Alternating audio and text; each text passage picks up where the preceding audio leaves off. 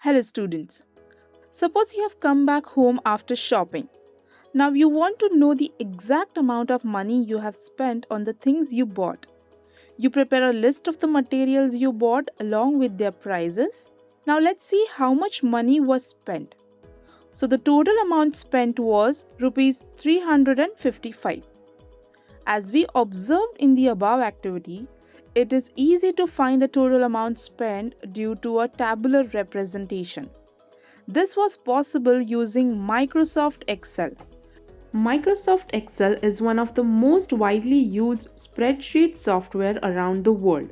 It can be used by different people for different tasks. For example, a teacher can use Excel to create report cards for her students. A manager can use Excel to keep a track of all stocks at a company store. A housemaker can use Excel to manage her daily expenses and analyze household finances. Now that we know the uses of Excel, let's understand the software better. Let's first see how to start Microsoft Excel 2010. Firstly, click on the Start button, then click on All Programs. Click on Microsoft Office.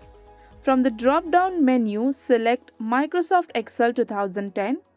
The application will open on your desktop. An Excel file that gets created is known as a workbook.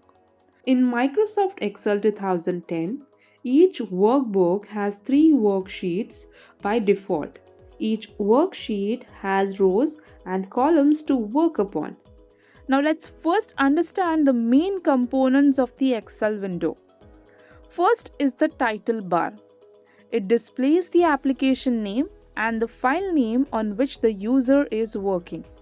Here the name of the workbook is always Book 1 by default. Next is the menu bar. The menu bar has a list of all menus available in Excel.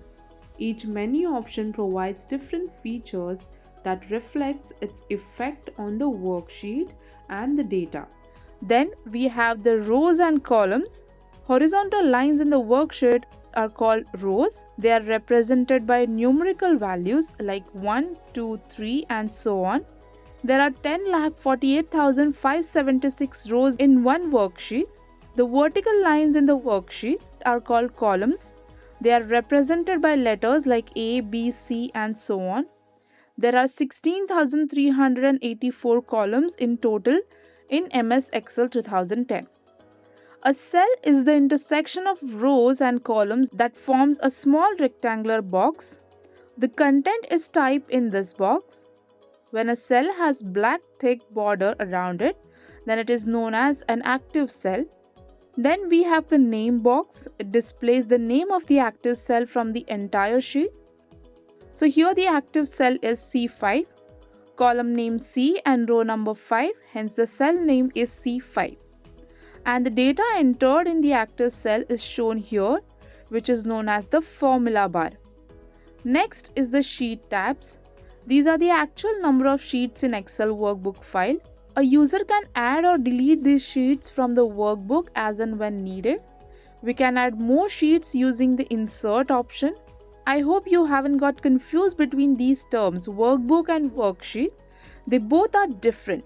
A workbook is an Excel file that contains many worksheets, whereas a worksheet is a single sheet for you to work upon. It's a part of a workbook. Now that we are clear about the difference between a workbook and a worksheet, let's understand how to handle worksheets. A worksheet has rows and columns that make a grid in it. These sheets help to achieve different tasks like calculating larger data, creating report cards, making charts, stock handling, and so on. Now let's try to create a new file. To create a new file in MS Excel, go to the File menu and select the New option. A new workbook gets created. By default, whenever this application is opened, its primary file gets created. The default name for this file is Book 1. After working on the file, we need to save the content of the file for further use. To save the file, go to the File menu, select the Save option. A small dialog box will appear that will ask you for the path to save the file. Select the desired folder and give a file name to the file in order to save it. The file gets saved in the selected location. The extension of the Excel file is .xls. Now if we want to open some different files, then how we will do it? First go to the file menu, then select the open option from it. A small dialog box appears. You can browse the path of the desired file and click on the open button. The selected file gets opened in the MS Excel application. In order to close this file, we go to the file menu and select the close option. This will close the Excel file which the user was using. It will not close the application. Suppose you want to exit and close the entire application, then in that case go to the file menu and select the exit option from the drop down menu. Your application will be closed. So that's it for this session. I hope you all must have got a good understanding of how we can use Excel. Thank you.